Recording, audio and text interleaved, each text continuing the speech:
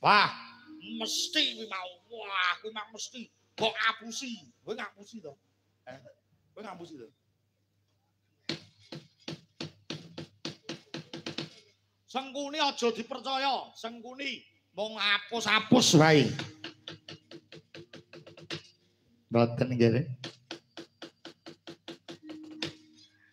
Pramila saking menika mbok bilih kula nyuwun duka dawuh saking anak Prabu Ndarawati. Nuwun inggih paman. Saderengipun Koko Prabu kula aturi kendel santawis nggih Koko Prabu. Langkung rumiyin mbok bilih menika nunggil pangajap, nunggil tujuan utawi nunggil karep pancen menika leres kula kalian Koko Prabu badhe ngelamar putri saking Madukara pun Manawati. Menawi mangkaten Paman Sengkuni badhe tunggil pangajap mbok bilih monggo sageta bidal sesarengan dumawat wonten ing Praja Ngamarta jumujug wonten ing kasatriyan Madukara. Dhateng malih mangkaten kula namung ngestaken dawuh kula nyuwun pamit nggih. Mbok bilih ing mangke tasih wonten bab-bab ingkang nyolawadi kula nyuwun pangapunten ugi saking anak-anak Glagarawa mbok bilih mangke wonten kletang-klentunipun kula nyuwun ageng sesamut pangasami nggih. Nuwun inggih paman. Ya wis yen kowe mangkono enggal-enggal aja nganti nyisir-nyisir Sengkuni.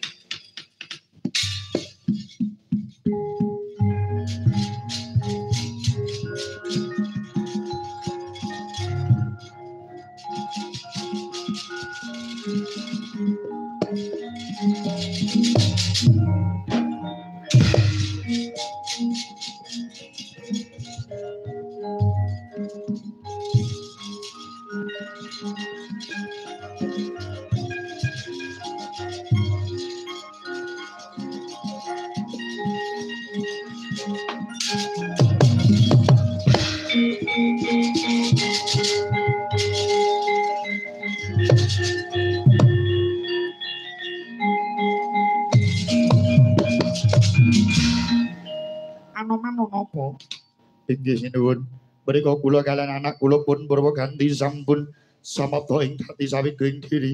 Lajeng kados pundi krasa paduka sinuwun. Iya Anoman, yen kowe mangkono enggal-enggal derekno marang jeneng ingsun kabeh lumawat ana ing Praja Ngamarta, ana ing kasatriyan Madukara ya Anoman. Lho nggih, terang terwaca dawuh pangandikanipun. Ya, Man, aja nganti kowe lena saka ing prayitnamu, mbok menawa ana bab-bab sing nyolowadi kowe sing tanggung jawab rumangsa marang calon pinanganten kabeh. Lho niki, ngestaken dawuh menawi mekaten kula dherekaken. Ayo, monggo Koko Prabu kula dherekaken. Ayo, Yai.